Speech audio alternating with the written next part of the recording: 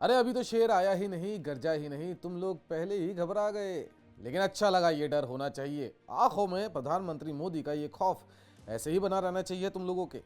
प्रधानमंत्री आज बिहार में है, इसलिए आज बिहार में झूठे और जुमलों की बरसात होगी।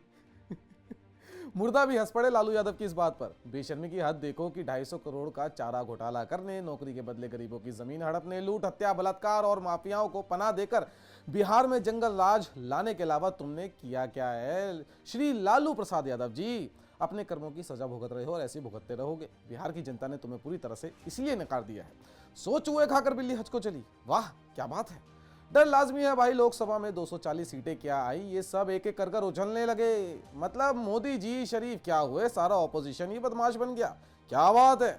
फिर क्या, मोदी जी सीरियस हो गए और महाराष्ट्र, हरियाणा और दिल्ली में एक तरफा सरकार बना डाली। और इस बार पीएम मोदी की नजर बिहार पर है, क्योंकि खुद पीएम मोदी ने आज से यहां से मोर्चा संभाल लिया है। क्यों लालू जी, जिसे दूल्हा बनाना था इंडी गठबंधन का, उस राहुल गांधी ने तो आपसे तलाक ले लिया। तुम लोग मोदी को हराने के लिए एक हो गए थे और अब एक दूसरे को हराने के लिए फिर अलग हो गए हो। भाई साहब, मैं तो सोचता था केजरीवाल से बड़ा ड्रामेबाज कोई नहीं है, लेकिन जितना भी ऑपोजिशन है आप सारे ही ड्रामेबाज हो। जी हाँ, दिल्ली में अंडे पर अंडा स्कोर करने के बाद अब राहुल बाबा बिहार में अपनी किस्मत आजमाने जा रहे हैं। उनका प्लान साफ है, बिना किसी गठबंधन के अकेले अपने दम पर बिहार की सभी 243 सीटों पर चुनाव लड़ना। यानी आरजेडी और लालू यादव को साइड लाइन पर धकेलने की तैयारी में है राहुल बाबा। वाह क्या बात है, पॉलिटिक्स तो कोई आपसे सीखे राहुल बाबा। लेकिन सवाल अभी भी यही है कि क्या बिहार की जनता राहुल के इस प्लान को स्वीकार करेगी? कमेंट सेक्शन में जरूर बताइएगा। अगर सिर्फ दिल्ली की बात करें तो 50% बिहारियों ने बीजेपी को ही वोट डाल दिया था। ऐसे में इसी साल बिहार में भी चुनाव होने वाले हैं, जिसका रुझान दिल्ली में आपको साफ दिख गया होगा। लालू यादव तो पहले से ही परेशान है। उनका सपना है अपने बेटे तेजस्वी यादव को बिहार का मुख्यमंत्री बनाने का।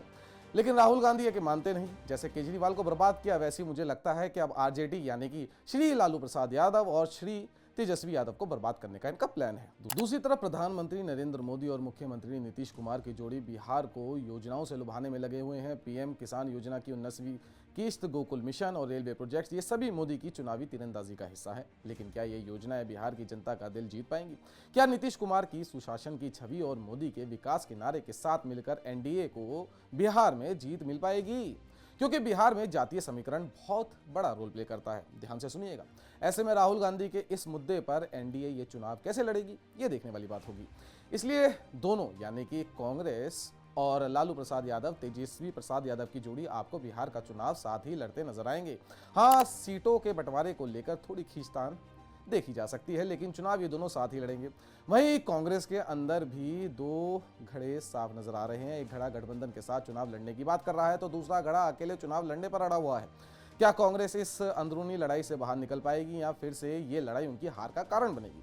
क्योंकि कांग्रेस अगर लालू यादव के साथ चुनाव लड़ेगी तभी एनडीए को कुछ नुकसान पहुंचा पाएगी, वरना कांग्रेस ऐसा कोई खास नुकसान किसी को भी नहीं दे पाएगी। जैसा हाल इनका दिल्ली के अंदर हुआ है, वैसा ही हाल इनका बिहार के अंदर होगा। क्या राहुल गांधी बिहार में कांग्रेस को फिर से जीवित कर पाएंगे? इस सवाल का जवाब तो शायद मुझे लगता है किसी के पास भी नहीं होगा, खुद राहुल गांधी के पास भी नहीं होगा। या फिर मोदी नीतीश की जोड़ी बिहार में एक बार फिर अपना जादू चला पाएगी? क्या लालू यादव और आरजेडी इस चुनावी जंग में अपनी जगह बना पाएंगे? कमेंट में बताइए। कौन बनेगा बिहार का बादशाह, राहुल गांधी, मोदी नीतीश या फिर लालू तेजस्वी?